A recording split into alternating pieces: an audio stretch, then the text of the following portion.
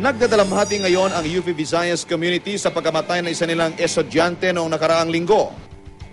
Galing daw noon sa isang acquaintance party ang freshman na si Alisa Marie Naranjo at 5 pa niyang kaklase ng mabangga ng truck ang sinasakyan nilang tricycle.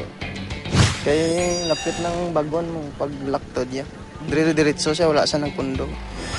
Patay ang 16 na taong gulang na si Naranjo at ang tricycle driver na si Carlito Muzones.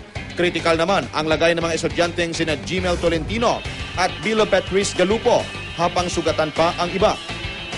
Ilang araw pagkatapos ng aksidente, nag-candlelighting ang ilang mga mag-aaral, guro at iba pa sa pinangyarihan ng aksidente.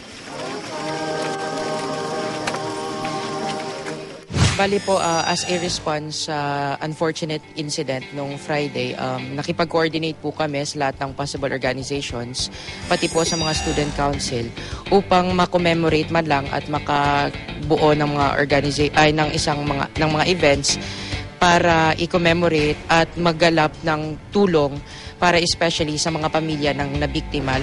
Kinasuhan na ng reckless imprudence resulting in homicide and multiple physical injuries and damage to properties ang driver ng truck.